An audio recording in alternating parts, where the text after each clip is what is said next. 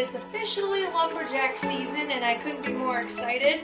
Time for all the baggy clothes and I'd say hot chocolate, but I don't like hot chocolate. All the baggy clothes and coffee, if you're a coffee drinker. If not, all the teas in the world. So in all honesty, I really hate winter. I don't like the cold season. I don't like the dreariness. I don't like the short days. Winter is just not for me, so I don't think I'll be living in Minnesota for the rest of my life. Hello and welcome back to my channel. If you're new here, welcome. If you're not new here, thanks for coming back. So today I wanted to go through the hardest lessons that I've learned in my 20s, and the 20s have been ouch! Painful. I don't know if this is normal for everybody. I've talked to people that have mixed emotions. Some people are like, college was the time of my life and I had so much fun. Well, when I was in my early 20s, I was going to school full-time and working full-time, and I thought I was gonna die. But anyway, the first thing I want to talk about is leaving things alone, giving them space to breathe, right? I used to be the person where if someone got upset with me, I would try and do everything that I could to make it okay, make things okay. I would try and, what's the word for it? I would try and control the outcome. I would do whatever I could to apologize. I would obsess about it. I would overthink about it. And when you get to this place in your life where it's almost this place of surrendering, and you have to do this, otherwise your mind will drive you crazy.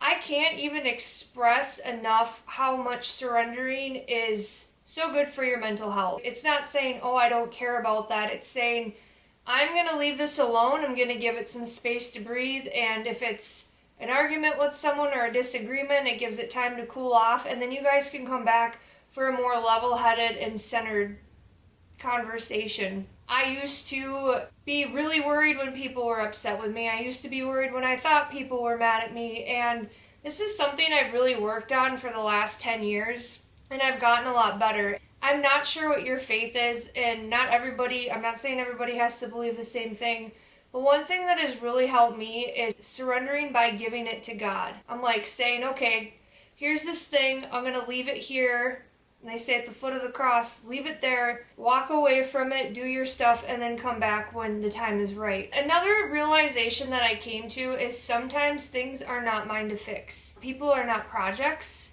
People are not a job. It is not my job to fix people. It is, however, my job as a friend and as someone that cares about the people in my life to give them the support.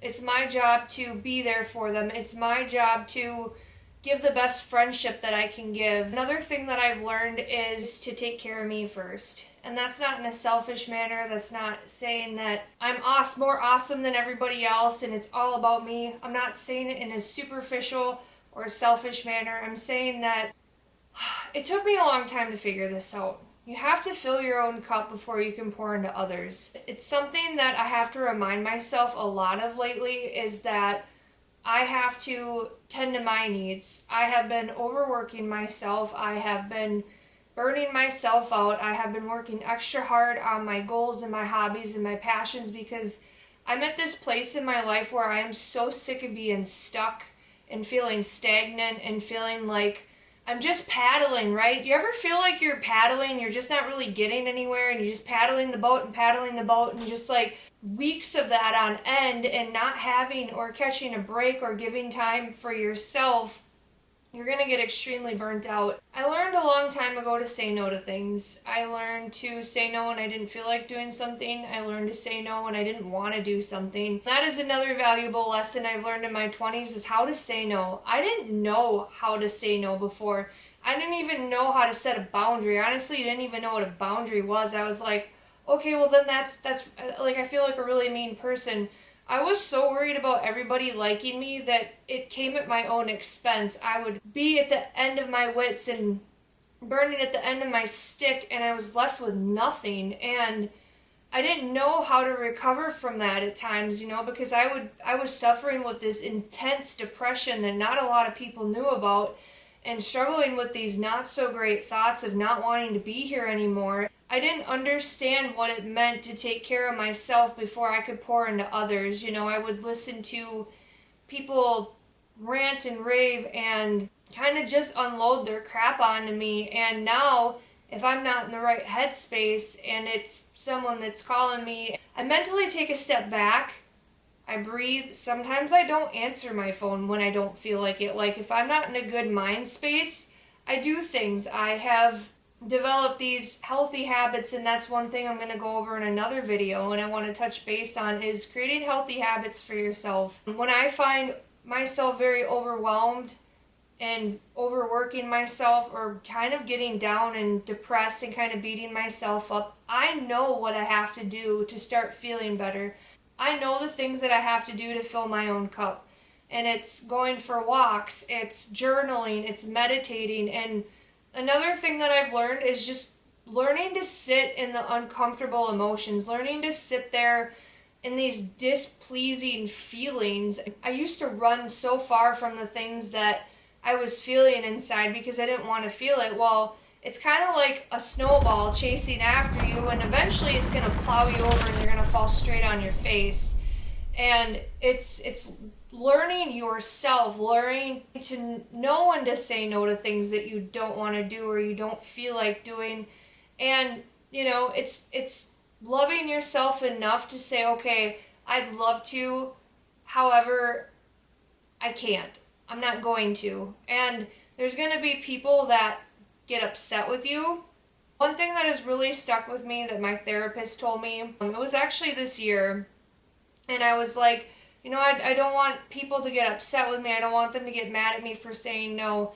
And one thing that she said that really has stuck in my brain is she said, people are going to be disappointed, but they're going to get over it. And if they don't, then that's on them. And that was a really hard pill for me to swallow. And just recently, in the last year, I've been learning how to say no. And people get disappointed, and they might be kind of disappointed in me, but it's not going to change the way that they feel about me as a person.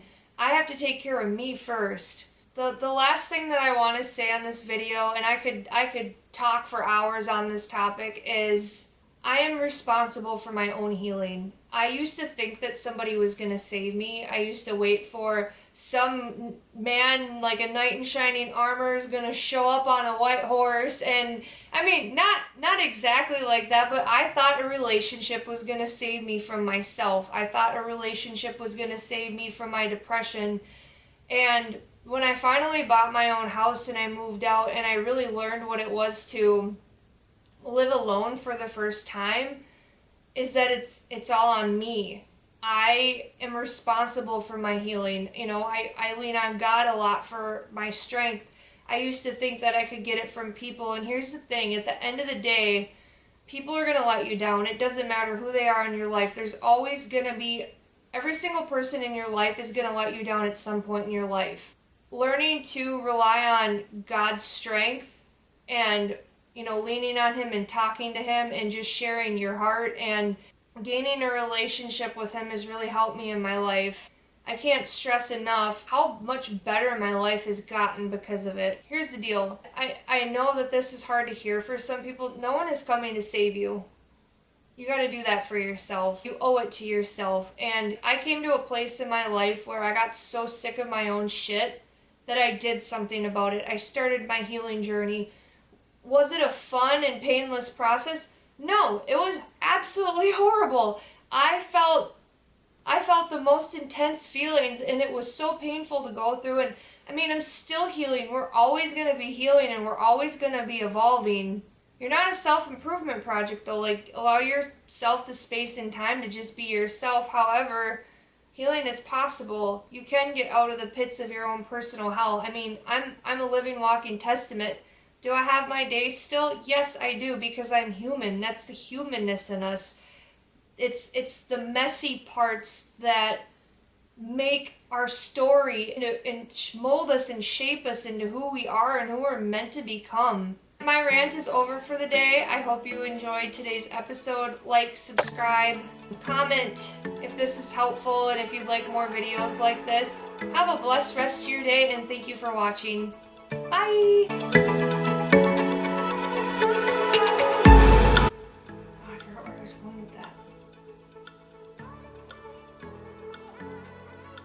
Damn it.